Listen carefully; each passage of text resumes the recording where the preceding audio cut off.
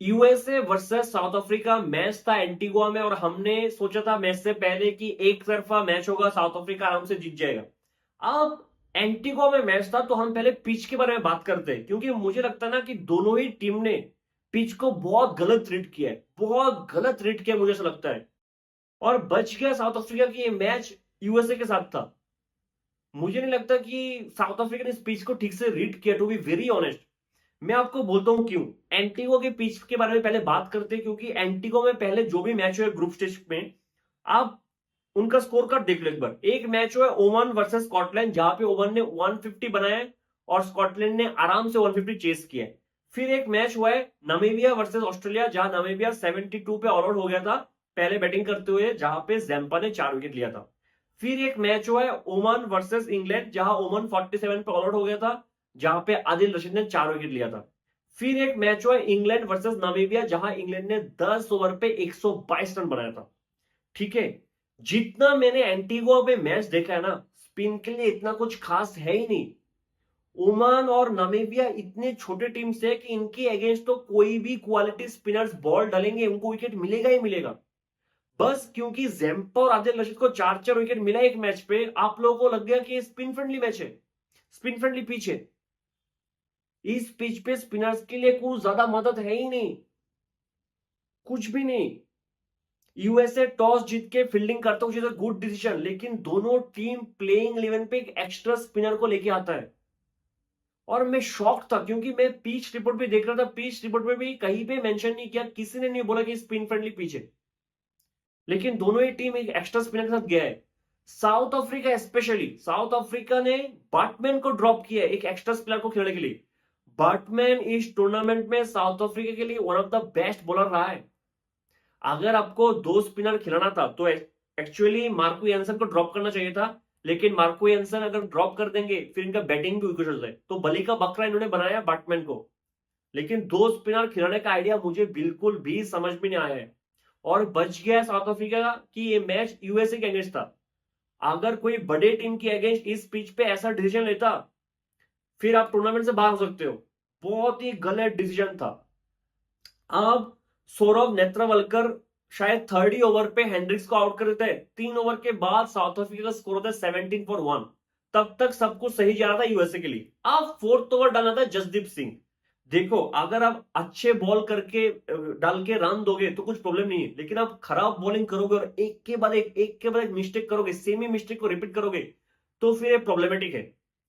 Jasdeep Singh fourth over में 28 run देके जाता है। पहला बॉल मार्करम को बहुत ज्यादा रूम दिया है, चौका। तीसरा बॉल डिकॉक को शॉर्ट डिलीवरी, 4 रन। उसके बाद एक no ball short delivery, 6 run. फिर एक लेग साइड में down the leg, 6 run. Fifth ball फिर से 6 रन। 28 रन आया इस ओवर पे, 28 रन। T20 में ना एक ही ओवर चाहिए मोमेंटम मिलने के लिए, और साउथ अफ्रीका को इस ओवर से मोमेंटम मिल गया था। पावर प्ले के बाद साउथ अफ्रीका का स्कोर होता है 64 for 1, और इधर से रन आता ही रहता है। मतलब बहुत तेजी से रन आ रहा था, बाउंड्री पे बाउंड्री लगा रहा था डीको। अब यूएसए का कैप्टन एरन जोन्स सोचता है कि जसदीप सिंह का पहला ओवर एक्सपेंसिव चला गया, तो किसी को तो बॉल देके इसका ओवर कवर करना पड़ेगा, तो वो चुनता है कोरे एंडरसन को। कल अगर किसी ने सबसे वाहियात बॉलिंग किया है वो है कोरे एंडरसन। कोरे एंडरसन एक ओवर में 3 फुल टॉस डालता है। और आप सोचोगे कि शायद यॉर्कर के लिए गया होगा, नहीं। अगर यॉर्कर के लिए जाता तो लो फुल टॉस होता ना, हर एक फुल टॉस अच्छे हाइट पे आ रहा था। इस ओवर पे 17 रन। आप एक बार याद कर लो, यूएसए सिर्फ 18 रन से मैच हरा है, और ये 2 ओवर यूएसए को मैच से बाहर लेके चला गया था। जसदीप सिंह के एक ओवर में 28 रन, कोरी एंडरसन के एक ओवर पे 17 रन। यूएसए बार बार सोचेगा ये 2 ओवर थोड़ा बहुत अच्छा बॉलिंग कर लेते ना तो मैच पे होते यूएसए। बहुत ही घटिया बॉलिंग किया कोरी एंडरसन स्पेशली। इतना एक्सपीरियंस है इंटरनेशनल क्रिकेट खेलने का, अगर आप 50% बॉल अपने ओवर में फुल टॉस डालोगे अच्छे हाइट पे, तो मुझे नहीं पता कि आप किस लेवल का बॉलर हो। सच में बोल रहा हूं मैं। एक 12 ओवर के बाद साउथ अफ्रीका स्कोर था 125 for 1। 125 for 1 12 ओवर के बाद, और लग रहा था कि आराम से 210 215 तक पहुंच जाएंगे। लेकिन इधर से यूएसए के बॉलर्स कमबैक करता है, और ये बहुत बड़ी बात है, क्योंकि छोटे टीम्स अगर एक बार गेम से आउट हो जाता है ना, फिर उनके लिए कमबैक करना बहुत ही मुश्किल है, लेकिन यूएसए ने वो कमबैक करके दिखाया है और यूएसए इस पूरे टूर्नामेंट में हर एक डिपार्टमेंट में बहुत ज्यादा इंप्रेस किया है सबको। मतलब आपको थैंक्स बोलना पड़ेगा उनके कोचेस को, सपोर्टिंग स्टाफ्स को, इन्होंने ऐसा टीम बिल्ड किया है ऐसा पॉजिटिव माइंडसेट के साथ कि कभी भी हार नहीं मानता है, फील्डिंग भी बेहतरीन है। मतलब बहुत ही पॉजिटिव माइंडसेट है, ऐसा सोचते नहीं है लोग कि अरे 12 ओवर पे 125 रन आ गया, हम तो गेम से बाहर हो गए। ऐसा बॉडी लैंग्वेज डाउन नहीं होता इनका, ये लोग फिर भी पॉजिटिव माइंडसेट के साथ अच्छा ही क्रिकेट खेलता है। 13th ओवर पे पहले हरमीत सिंह एक फुल टॉस डाल के डिकॉक को विकेट लेता है। डिकॉक फुल टॉस देख के बड़ा शॉट खेलते हैं डीप मिड विकेट के ऊपर से, लेकिन बॉल बाउंड्री क्रॉस नहीं करता है क्योंकि हवा का डायरेक्शन ऑपोजिट साइड से था। तो शायद बॉल हवा में स्लो हुआ था इसलिए बाउंड्री क्रॉस नहीं किया। अगली बॉल पे डेविड मिलर के एक सॉफ्ट डिसमिसल।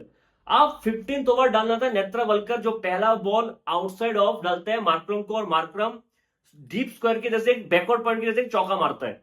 अब नेत्रवलकर क्या करता है, गौर करना, नेत्रवलकर उस फील्डर को, पॉइंट के फील्डर को थर्ड मैन पे भेजता है। इसी ओवर की 5th ball Netravalkar same delivery डालता है आउटसाइड ऑफ, मार्करम बड़ा शॉट खेलने जाता है, उसी फील्डर के पास कैच किया है। बेहतरीन एग्जीक्यूशन, आप जितना तारीफ करोगे उतना कम है। नेत्रवलकर फिर 19th ओवर डालना आता है क्लासेन और स्टब्स के सामने, जो शायद one of the best finishers है दोनों वर्ल्ड में। उनके सामने 19th ओवर डालता है, सिर्फ 6 रन देके जाता है। नेत्रवलकर 4 ओवर पे 21 रन देके 2 विकेट, इंडिया के खिलाफ शायद 4 ओवर पे 18 रन देके 2 विकेट, पाकिस्तान के खिलाफ शायद 4 ओवर पे 18 रन देके 2 विकेट। आप एक बार इकोनॉमी देख लो नेत्रवलकर का। और मुश्किल ओवर डालते हैं, 2 ओवर पावर प्ले में डालता है, 2 ओवर डेथ पे डालता है, फिर भी इतना अच्छी इकोनॉमी है। He is the Jasprit Bumrah of USA. मतलब बेहतरीन कमबैक करवाए हरमीत सिंह और नेत्रवलकर ने। एक टाइम पे 12 ओवर के बाद साउथ अफ्रीका 125 फॉर 1 था, 19th ओवर के बाद 179 फॉर 4, यानी लास्ट 7 ओवर पे सिर्फ 54 रन आए और 3 विकेट, 42 बॉल पे 54। बेहतरीन कमबैक था, इसलिए मैं कह रहा था छोटे टीम्स इतना अच्छे तरीके से कमबैक नहीं करता है, इतना अच्छे तरीके से कमबैक बिल्कुल भी नहीं करता है। लास्ट ओवर डालना था अली खान, पहले 2 बॉल पे 2 रन ही दिया था। थर्ड बॉल शॉर्ट डिलीवरी, आधे पिच का बॉल, क्लासेन एक छक्का मारता है। लास्ट बॉल एक फुल टॉस डालता है, स्टब्स एक चौका मारता है। क्लासेन और स्टब्स से बैटिंग हो ही नहीं रहा था ठीक तरीके से। जब इनसे बैटिंग नहीं हो रहा था, आपने जो 2 सबसे घटिया बॉल है, एक फुल टॉस एक आधे पिच का बॉल आपने दिया उनको, फ्री रन था ये। लास्ट ओवर में 15 रन आया जिसमें से 10 रन तो फ्री रन था। साउथ अफ्रीका का टोटल होता है 194, जो पार स्कोर से 10-15 रन ज्यादा था। एक बार जसदीप सिंह और कोरे एंडरसन को सोचना चाहिए, क्योंकि सुबह का गेम था, ड्यू भी नहीं था, फिर क्या एक्सक्यूज था इतने फुल टॉस इतने शॉर्ट पिच डिलीवरी का। ऐसा आप बोल नहीं सकते ना कि ड्यू था इसलिए बॉल हाथ से छूट रहा था। अगर इन दोनों ने थोड़ा बहुत अच्छा बैटिंग कर लिया होता, अच्छा बॉलिंग कर लिया होता, तो यूएसए के लिए मैच इजी हो जाता, टारगेट अचीवेबल होता। क्योंकि बड़े टारगेट में ना प्रॉब्लम ये है कि अगर आपसे एक ओवर भी रन नहीं बना ना, फिर रिक्वायर्ड रन रेट इतना जंप कर लेता है कि आप पे एक एक्स्ट्रा प्रेशर आ जाता है, और उस एक्स्ट्रा प्रेशर के साथ एक एक्स्ट्रा विकेट भी आ जाता है। तो बहुत जरूरी है कि आप बड़े टारगेट पे काम एंड कंपोज रह के हर एक ओवर पे अच्छा बैटिंग करो। ओपनिंग करने आता है टेलर और गॉस, और एक चीज देख के बहुत अच्छा लगा कि माइंडसेट बहुत क्लियर था कि हमें चेस करना है, हमें जीतना है, हमें बस सेट होके 20 ओवर खेल के नहीं आना है, हमें अच्छा बैटिंग करके मैच जीतना है। टेलर पहले बॉल से अटैक कर रहा था, बाउंड्री पे डील कर रहा था। 3.1 ओवर के बाद यूएसए का स्कोर था 32 फॉर 0, रन आ गया था, लेकिन अगली बॉल पे रबड़ा का एक बॉल टेलर मिड ऑफ के ऊपर से मारने का कोशिश करता और कैच आउट। जितना हाइट पे वो बॉल को एक्सपेक्ट कर रहा था उससे थोड़ा ऊपर था, बैट के टॉप साइड पे लगाया और कैच आउट। अब 5th ओवर पे 17 रन आता है, लेकिन पावर प्ले का लास्ट ओवर लेकर आता है रबाडा, नीतीश कुमार फ्लिक करते डाउन द लेग, उतना एलिवेशन नहीं मिलता है, उतना पावर जनरेट नहीं करता, कैच आउट। पावर प्ले के बाद यूएसए का स्कोर था 53 फॉर 2, एक विकेट एक्स्ट्रा गिर गया, लेकिन रन तो आ गया था। लेकिन इधर से एक के बाद एक विकेट गिरने लगता है। 12 ओवर के बाद यूएसए का स्कोर होता है 87 फॉर 5। ये लास्ट बैटिंग पेयर था पिच पे, गॉस और हरमीत सिंह। यूएसए को अब जीतने के लिए 8 ओवर पे 108 रन चाहिए था, 8 ओवर पे 108, 48 बॉल्स पे 108। और मैं सच कह रहा हूं ऑनेस्टली, अगर मुझे यूट्यूब पे आके एनालाइज नहीं करना होता ना, मैं टीवी बंद करके सो जाता। बस क्योंकि मुझे इधर आके एनालाइज करना होता है, मैं वो मैच देख रहा था। मुझे लगा मैच खत्म है, लेकिन मैंने अंडर एस्टिमेट कर लिया था। 13 ओवर पे 12 रन, 14 ओवर पे 4 रन, 15 ओवर पे 19 रन, 16 ओवर पे 13 रन, 17 ओवर पे 10 रन, 18 ओवर शमशी का 3 छक्का है उस ओवर में 22 रन, लास्ट 6 ओवर पे 80 रन और एक विकेट नहीं गिरे। Can you believe that? एक बार बॉलिंग के टाइम पे यूएसए ने कमबैक किया है, एक बार बैटिंग के टाइम पे इतना बेहतरीन कमबैक किया है। आप जीत के लिए बस 12 बॉल्स पे 28 चाहिए था और ये पॉसिबल था इस पिच पे। अगर दोनों बैट्समैन 12 बॉल खेल जाते तो शायद 12 बॉल भी नहीं चाहिए होता इनको, 10 बॉल पे मैच जीत जाते।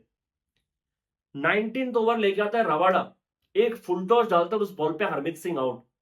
टाइमिंग तो वो कर लेता है, लेकिन मैं इस पिच पे शायद सिर्फ टाइमिंग से काम नहीं चलेगा, आपको एक एक्स्ट्रा पावर जनरेट करना पड़ेगा बाउंड्री क्रॉस करने के लिए। मैच उधर ही खत्म हो गया था यार। जसदीप सिंह, एक तो उसको बॉलिंग भी नहीं आता, दूसरा बैटिंग करना है, बैटिंग भी नहीं करना था। सिंगल लेके देना यार गॉस को। इस ओवर पे सिर्फ 2 रन, मैच उधर ही खत्म था। 18 रन से साउथ अफ्रीका मैच जीत चुका है, लेकिन मैं साउथ अफ्रीका की जीत से बिल्कुल भी इंप्रेस नहीं हूं। मैं खुश तो नहीं हूं साउथ अफ्रीका के परफॉर्मेंस से। एक टाइम पे आप 12 ओवर के बाद 125 थे, उधर से आप 200 भी नहीं बना पाए। एक टाइम पे यूएसए 87 फॉर 5 था, फिर भी आपको प्रेशर में डाल दिया था बैटिंग करके गौस और हरमीत सिंह ने। ग्रुप स्टेज में 4 मैच आप चारों मैच हारते हारते जीते हो। मतलब जिस स्टैंडर्ड का क्रिकेट साउथ अफ्रीका को खेलना चाहिए, साउथ अफ्रीका ने उस स्टैंडर्ड का क्रिकेट बिल्कुल भी नहीं खेला और मैं बिल्कुल भी इंप्रेस नहीं हूं। थोड़ा सा लक फैक्टर साउथ अफ्रीका चल रहा है। मुझे पता है कि रिजल्ट अल्टीमेट मैटर करता है, रिजल्ट उनकी फेवर में है, लेकिन मतलब इंप्रेसिव क्रिकेट तो बिल्कुल भी नहीं खेला साउथ अफ्रीका ने, बिल्कुल भी नहीं। गॉस के बारे में थोड़ा बहुत बात कर लेते हैं। गॉस ने 47 बॉल्स पे 80 बनाए, शायद 5 छक्का मारा है 47 बॉल्स पे 80। और गॉस की इनिंग्स को ना आप शायद 2-3 दिन बाद भूल भी जाओगे। अगर कल वो चेज हो जाता, अगर कल यूएसए जीत जाता, तो गॉस की इनिंग्स शायद one of the best innings होता wild chasing, one of the best innings होता। ठीक है, ओपनिंग करना आया, लास्ट तक खेल के गए। एक टाइम पे 87 फॉर 5 था, उधर से गॉस ने जो इनिंग्स खेला है बेहतरीन इनिंग्स था। इसलिए जीत और हार इतने इंपॉर्टेंट है।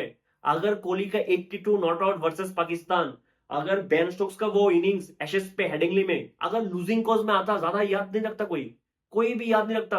वो याद हमें इसलिए कि विनिंग कॉज पे आया था और वहां से आया है जहां से शायद मैच जीतने का चांसेस नहीं था। कोहली का 82 भी, बेन स्टोक्स का नॉक भी।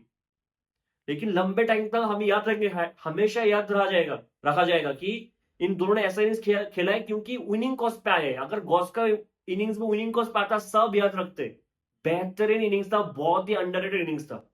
मैं बहुत ज्यादा इंप्रेस्ड हूं यूएसए से, बेहतरीन क्रिकेट खेला है। लेकिन अगर कल का मैच जीते था ना, तो एक चांसेस था सेमीफाइनल में जाने का, लेकिन आप थोड़ा चांसेस कम हो गया शायद। बाकी टीम से तो साउथ अफ्रीका थोड़ा वीक टीम था, टू बी वेरी ऑनेस्ट। अगर यूएसए के बाकी 2 मैचेस किसके साथ हो, एक वेस्ट इंडीज एक इंग्लैंड, इन 2 के साथ थोड़ा और मुश्किल हो जाएगा, लेकिन फाइट वो लोग देंगे, जीत भी सकते हैं। मैं ऐसा नहीं बोलूंगा जीत नहीं सकते, लेकिन साउथ अफ्रीका के साथ थोड़ा चांसेस ज्यादा था। मिलते हैं अगले वीडियो में, तब तक के लिए जय हिंद।